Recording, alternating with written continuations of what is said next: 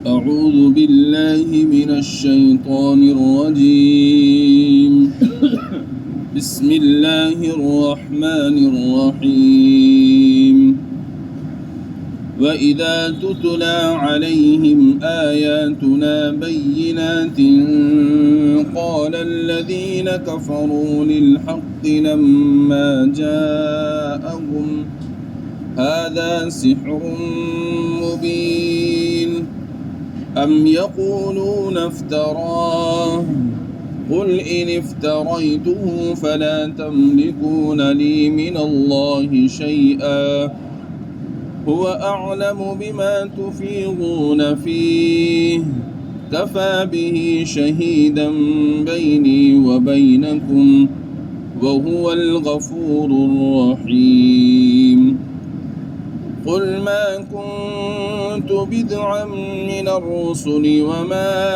أدري ما يفعل بي ولا بكم إن أتبع إلا ما يوحى إلي وما أنا إلا نذير مبين قل أرأيتم إن كان من عند الله وكفرتم به وشهد شاهد من بني إسرائيل على مثله فآمن واستكبرتم إن الله لا يهدي القوم الظالمين صدق الله العظيم وإذا تتلى عليهم آياتنا بينات قال الذين كفروا للحق لما جاءهم اور جب ہماری کھلی کھلی آیتیں ان لوگوں کے سامنے پڑھی جاتی ہیں تو یہ منکر لوگ اس سچی بات کی نسبت جب کہ وہ ان تک آ پہنچی یوں کہتے ہیں ھذا سحر مبین، یہ صریح جادو ہے۔ آج جو آیات مبارکہ تلاوت کی گئی ہیں سورۃ الاحقاف کی ان آیات مبارکہ میں اللہ رب العزت نے دلیل رسالت اور حضور اکرم صلی اللہ تعالی علیہ وآلہ وسلم کی رسالت پر مشرکین مکہ نے جو تبصرے کیے ہیں اس کا ذکر فرمایا ہے۔ حضور اکرم صلی اللہ تعالی علیہ وآلہ وسلم کی رسالت پر مشرکین مکہ نے ایک تبصرہ تو یہ کیا کہ یہ قرآن جادو ہے، اور محمد صلی اللہ علیہ وسلم پر جن پر یہ قرآن نازل ہوا ہے وہ کہتے ہیں تو وہ جادوگر ہیں۔ اللہ تبارک و تعالی نے اس کا کوئی جواب نہیں دیا۔ دوسرا تبصرہ ان کا یہ ہے، انہوں نے یہ کہا کہ یہ قرآن جس کو یہ کہتے ہیں کہ یہ اللہ کا کلام ہے، اس کو انہوں نے خود گھڑا ہے، تو یہ بات پہلی بات سے زیادہ بھاری ہے، اس لیے اللہ تبارک و تعالی نے اس کا تفصیل سے جواب ارشاد فرمایا ہے۔ پہلی آیت مبارکہ میں اللہ تبارک و تعالی نے ان کے پہلے تبصرے کا ذکر فرمایا اور یہ ارشاد فرمایا وَإِذَا تُتْلَى عَلَيْهِمْ آيَاتُنَا بَيِّنَاتٍ، اور جب ہماری کھلی کھلی آیتیں ان لوگوں کے سامنے پڑھی جاتی ہیں قَالَ الَّذِينَ كَفَرُوا لِلْحَقِّ لَمَّا جَاءَهُمْ، تو یہ منکر لوگ اس سچی بات کی نسبت جب کہ وہ ان تک پہنچی ہے یوں کہتے ہیں ھذا سحر مبین، یہ تو کھلا ہوا اور صریح جادو ہے۔ آپ جانتے ہیں کہ قرآن کریم عربی زبان میں نازل ہوا، اور جس ذات پر نازل ہوا ان کی زبان بھی عربی ہے، یعنی حضرت محمد مصطفیٰ صلی اللہ تعالی علیہ وآلہ وسلم کی ذات گرامی۔ اور اس قرآن کریم کے جو پہلے مخاطب ہیں یعنی مشرکین مکہ، عرب کے لوگ، ان کی زبان بھی عربی ہے، اور صرف زبان ہی عربی نہیں ہے بلکہ مکہ مکرمہ کے لوگ عربی زبان کی بول چال میں بہت ماہر تھے، فصیح اور بلیغ عربی بولا کرتے تھے۔ علماء کرام نے لکھا ہے کہ ان کا نو عمر بچہ، چھوٹے چھوٹے بچیاں اتنی فصیح اور بلیغ اور بہترین عربی بولا کرتے تھے کہ ہم جیسا آدمی اگر 50 سال بھی عربی زبان بولنا چالنا سیکھے تب بھی نہیں بول سکتا ان کی طرح سے۔ اور ان پڑھ ہونے کے باوجود وہ لوگ ایسے ایسے اشعار عربی میں کہا کرتے تھے کہ ہم جیسا پڑھا لکھا آدمی بھی اس جیسے اشعار نہیں کہہ سکتا۔ تو جب اتنا اچھی وہ عربی بولنے والے اور عربی کو سمجھنے والے ہیں، اب قرآن کریم عربی زبان میں ہے، اب قرآن کریم جو سنتا اور جو پڑھتا، پڑھنے کے بعد میں اس کے اوپر اس قرآن کا اثر ہوتا تھا، اور اثر ہونے کے نتیجے میں وہ ایمان لے آتا تھا۔ اب جب وہ ایمان لے آیا تو اس کا اثر قرآن کریم کا فوراً ہوا، تو چونکہ جادو ایسی چیز ہے کہ اس کا اثر بہت جلدی ہوتا ہے، اس لیے انہوں نے اس قرآن کو کہہ دیا کہ یہ جادو ہے، کہ جو اس کو پڑھتا ہے یا جو اس کو سنتا ہے، پڑھتے اور سنتے ہی فوراً اس کے اوپر اس کا اثر ہوتا ہے اور وہ ایمان لے آتا ہے۔ اس لیے انہوں نے قرآن کریم کو جادو کہا، اور حضور اکرم صلی اللہ تعالی علیہ وآلہ وسلم کی زبان سے چونکہ وہ سنتے تھے تو آپ اس کا اثر ہوتا تھا، اس لیے آپ علیہ الصلاۃ والسلام کو انہوں نے کہہ دیا کہ یہ جادوگر ہے۔ اللہ تعالیٰ نے اس کا جواب نہیں دیا، کیونکہ یہ قرآن ایسا کلام ہے اللہ کا کہ جو بھی تھوڑی بہت عقل اور سمجھ بوجھ رکھنے والا ہے وہ کبھی بھی اس قرآن کو جادو نہیں بتلا سکتا، کبھی بھی اس ذات گرامی کو جس پر قرآن نازل ہوا ہے جادوگر نہیں بتلا سکتا، چونکہ وہ تو اللہ کے پیغمبر، اللہ کے نبی ہیں، اس لیے اللہ نے اس کا جواب نہیں دیا۔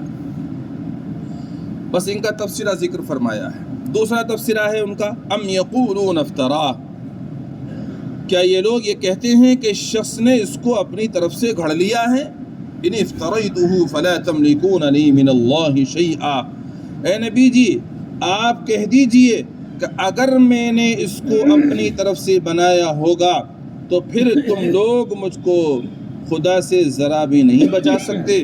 هو اعلم بما تفیضون فی کفا به شہیدا بینی و بینکم، وہ خوب جانتا ہے کہ تم قرآن میں جو باتیں تم بنا رہے ہو، کفا به شہیدا بینی و بینکم، میرے اور تمہارے درمیان میں وہ کافی گواہ ہے، وہو الغفور الرحیم، اور وہ بہت بڑی مغفرت اور رحمت والا ہے۔ اب اس میں جب انہوں نے یہ کہا، دوسرا تفسیرہ دلیل رسالت پر وہ یہ کر رہے ہیں کہ اس قرآن کو محمد عربی صلی اللہ علیہ وسلم نے خود گھڑ لیا ہے۔ اللہ تعالیٰ نے اس کا جواب دیا اس تفسیرے کا، اور یہ فرمایا آپ ان سے یہ کہیے گا کہ تم جو یہ کہہ رہے ہو کہ اس قرآن کو میں نے گھڑ لیا ہے اور خود لکھ کر کے خود بنا کر کے میں نے اس کی نسبت اللہ تعالیٰ کی طرف کی ہے، تو سنو، اللہ تبارک و تعالیٰ کی طرف جھوٹی بات کی نسبت کرنا یہ بہت بڑا جرم ہے۔ تو اگر میں نے یہ جرم کیا، نعوذ باللہ، یہ قرآن میں نے خود گھڑ لیا ہے اور میں نے اللہ کی طرف اس کو منسوب کر دیا، میں نے ایک جرم کیا ہے، اور اس جرم کا وبال پھر میرے اوپر پڑ کر رہے گا، اور جب میرے اوپر اس جرم کا وبال پڑ کر رہے گا تو تم مجھے اللہ کی پکڑ سے بچا بھی نہیں سکتے۔ اور اگر اس کے برعکس ہوا کہ یہ قرآن اللہ کا کلام برحق ہے اور میں نے اس کو گھڑا نہیں بلکہ یہ اللہ کی طرف سے نازل ہوا اور تم اس قرآن کو مان نہیں رہے، تو پھر دیکھو پھر تمہارا کیا حال بنے گا، تمہاری کیسے اللہ کے یہاں پکڑ ہوگی، پھر اس کو سوچو ذرا۔ تو یہ اللہ تبارک و تعالی نے اس تفسیرے کا ان کا جواب دیا، اور پھر یہ فرمایا کہ دیکھو میں حق پر ہوں یا تم حق پر ہو تو اللہ جانتا ہے، اور تم جو اس قرآن کے بارے میں باتیں بنا رہے ہو، میرے بارے میں تم جو باتیں بنا رہے ہو، اللہ اس کو بھی خوب جانتا ہے۔ اللہ کے علم میں سب ہے، کوئی بات اللہ کے علم سے باہر نہیں ہے۔ لیکن سنو، میرے اور تمہارے درمیان میں اللہ کی گواہی کافی ہے۔ اللہ کی گواہی کافی ہے کیا مطلب ہے؟ یعنی اللہ تبارک و تعالیٰ نے خود میرے نبی برحق ہونے کی گواہی دی ہے کہ میں نبی برحق ہوں۔ کس طرح کی گواہی دی ہے؟ اللہ کے نبی علیہ السلام کے دست مبارک پر، آپ کے ہاتھ پر بہت سے معجزے ظاہر ہوئے۔ یہ معجزوں کا نبی کے ہاتھ پر ظاہر ہونا یہ نبی کے نبی برحق ہونے کی دلیل ہے۔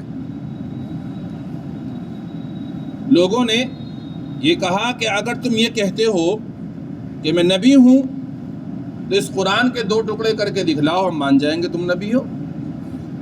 آپ علیہ السلام نے اپنے دست مبارک سے اشارہ فرمایا، انگلی مبارک سے، اور جب چاند کی طرف اشارہ فرمایا، چاند کے 2 ٹکڑے ہو گئے، اور ایک ٹکڑا جبل ابو قبیس پہ تھا اور دوسرا ٹکڑا دوسری جانب جبل ابو قینقاع پہ تھا۔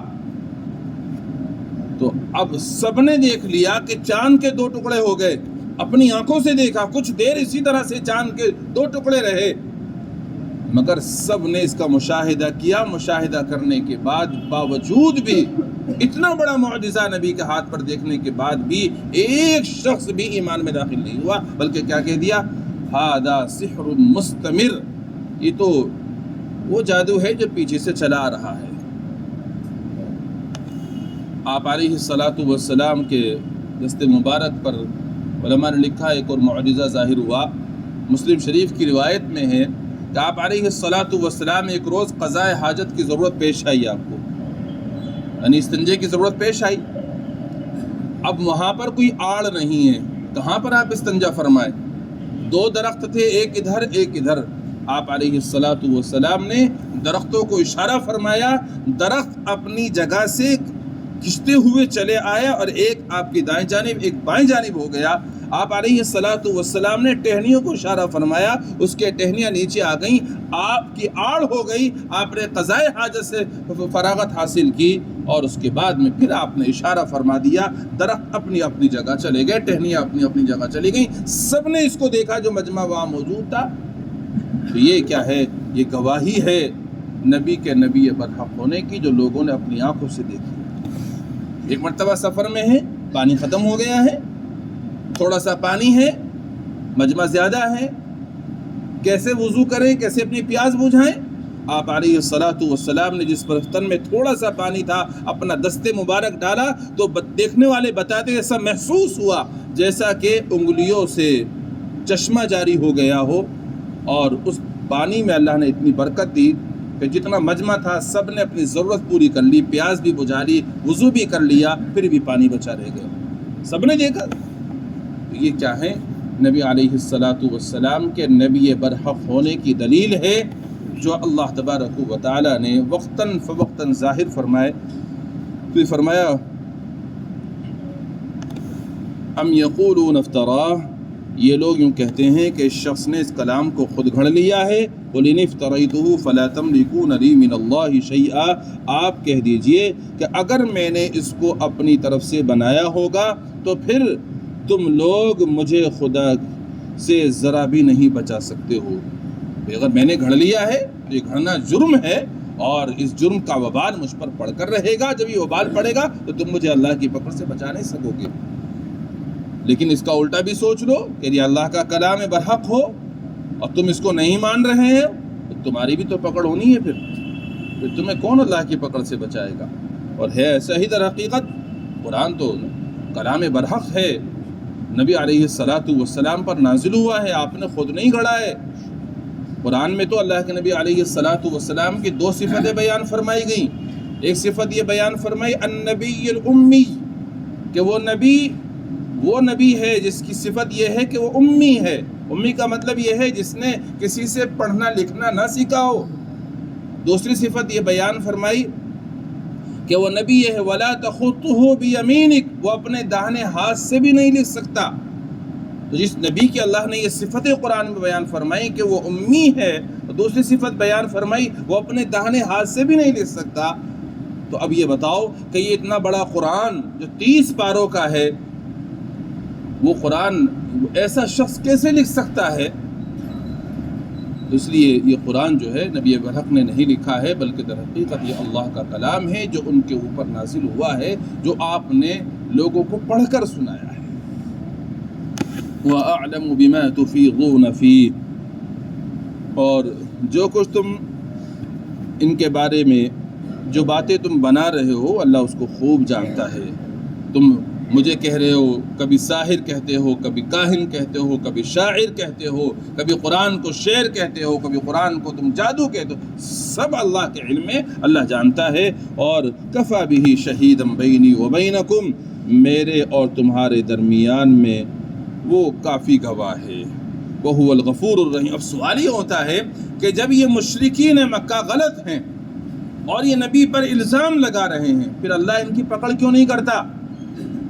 اللہ نے فرمایا وہو الغفور الرحیم، وہ بڑا بخشنے والا رحم کرنے والا ہے۔ جس کی ایک صفت یہ بھی تو ہے وہ بخشنے والا ہے، رحم کرنے والا ہے۔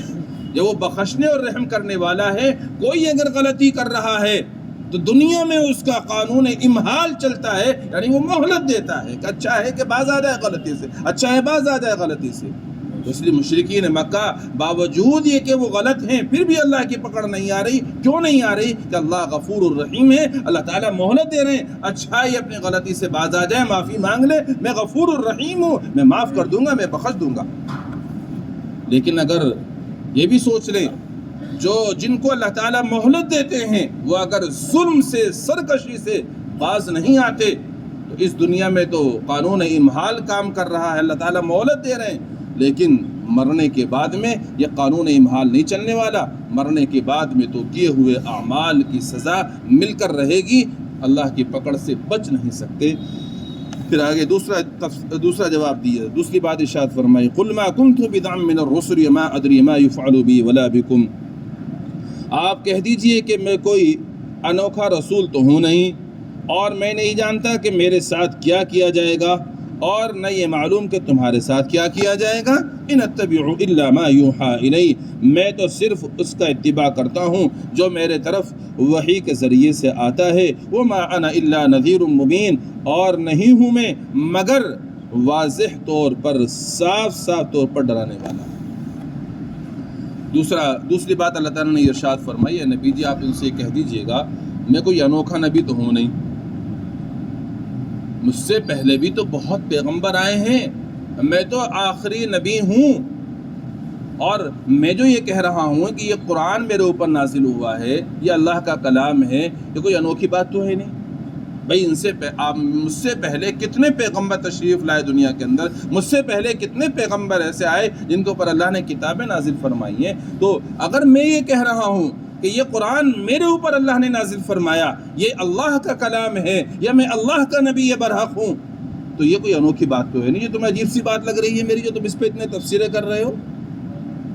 جیسے اور پیغمبر دنیا میں تشریف لائے ایسے ہی میں بھی اللہ کا پیغمبر ہوں، کوئی نیا پیغمبر نہیں ہوں۔ اور جہاں تک بات ہے کہ میری دعوت کا کیا انجام ہوگا مجھے نہیں معلوم ہے، تمہارے ساتھ میں کیا برتاؤ ہوگا مجھے نہیں معلوم، اللہ بہتر جانتے ہیں۔ میرا کام ہے اس وحی کی پیروی کرنا جو میری طرف آئی ہے، بس صرف میں اس وحی کی پیروی کرتا ہوں۔ باقی یہ ہے کہ میں ان لوگوں کو جو اللہ سے ڈرتے نہیں ہیں ان کو خبردار کرنے والا ہوں، بس میرا صرف یہ کام ہے۔ تیسری ارشاد فرمائی قُلْ أَرَأَيْتُمْ إِنْ كَانَ مِنْ عِنْدِ اللَّهِ وَكَفَرْتُمْ بِهِ وَشَهِدَ شَاهِدٌ مِّن بَنِي إِسْرَائِيلَ عَلَى مِثْلِهِ، کہ آپ ان سے کہہ دیجئے گا کہ تم مجھے یہ بتاؤ اگر یہ قرآن اللہ تبارک و تعالی کی جانب سے ہو اور تم اس کے منکر ہو اور بنی اسرائیل میں سے کوئی گواہ اس جیسی کتاب پر گواہی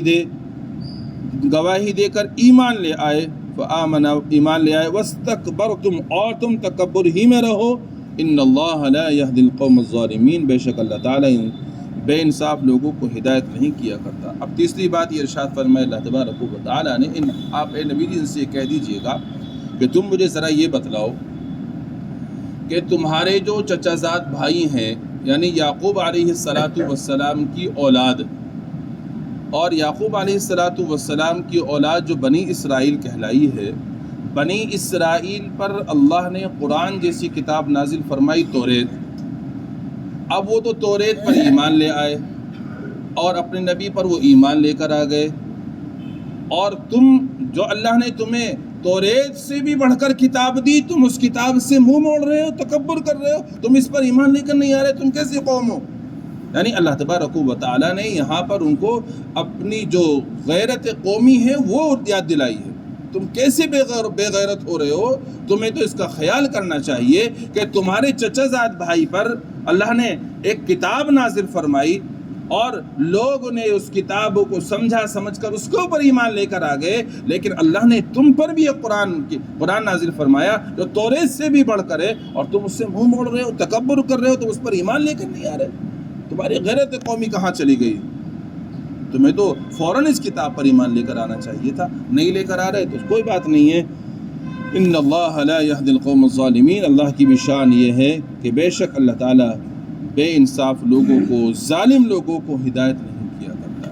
جو لوگ ظلم پر، ضد پر کمر باندھ دیتے ہیں، اللہ کی بھی شان یہ ہے پھر اللہ ان کو ہدایت نہیں دیا کرتا. تو آج کی آیات مبارکہ میں آپ لوگوں نے مشرکین مکہ کے 2 تبصرے جو انہوں نے دلیل رسالت پر کیے ہیں وہ سماعت فرمائے. ایک تو یہ کہ انہوں نے یہ کہا کہ یہ قرآن جادو ہے اور یہ نبی جادوگر ہے. اللہ نے اس کا تفسیرے کا کوئی جواب نہیں دیا. دوسرا تفسیرہ ان کا یہ تھا کہ اس قرآن کو نبی برحق نے گھڑ لیا ہے. اللہ تبارک و تعالیٰ نے اس کے بارے میں 3 باتیں ارشاد فرمائی ہیں جو آپ نے تفصیل سے سماعت فرمائی، جس سے اچھی طرح ہمیں یہ معلوم ہو جاتا ہے کہ یہ قرآن کسی انسان کا کلام نہیں ہے، بلکہ یہ اللہ تبارک و تعالیٰ کا ہی نازل کیا ہوا کلام ہے. بس اب ہماری ذمہ داری بنتی ہے، ہمیں یقین تو ہے کہ یہ قرآن اللہ کا کلام ہے، کہ ہم بس اس پر عمل کرنے والے بن جائیں. اگر ہم اس پر عمل کریں گے تو ہمارے لیے انشاءاللہ نجات ہو جائے گی، اور اگر ہم اس سے منہ موڑے رہیں گے، عمل نہیں کریں گے تو دنیا اور آخرت میں ہمارے لیے وبال کا سبب بنے گا. اور بزرگوں، عمل جبھی ہوگا جب اس قرآن کو ہم پڑھیں گے. افسوس کی بات یہ ہے کہ ہم قرآن پڑھنا نہیں جانتے، سیکھنے کی کوشش نہیں کرتے، اور ہم جو پڑھے ہوئے ہیں وہ پڑھتے نہیں ہیں. ہمیں کیسے معلوم ہوگا رب نے ہمیں کیا فرمایا؟ اس لیے ہماری ذمہ داری بنتی ہے قرآن کو سیکھیں، اس کو پڑھیں، اس کو سمجھیں، اس پر عمل کریں. جب تک نہیں سیکھ پا رہے جو باتیں قرآن اور حدیث کی روشنی میں بتائی جاتی ہیں ان پر ہمیں عمل کرنا چاہیے، تاکہ دنیا اور آخرت دونوں جہان میں رب ہم سے راضی رہے اور راضی ہو کر اپنے فضل سے جنت میں داخل فرما دے. اللہ تعالیٰ سے دعا ہے اپنا فضل فرما کر عمل کی توفیق عطا فرما دے. سبحان اللہ بحمدہ، سبحانک اللہم بحمدک، ونشہد ان لا الہ الا انت، نستغفرک ونتوب الیک. سبحان ربک رب العزة عما يصفون، وسلام على المرسلين، والحمد لله رب العالمين.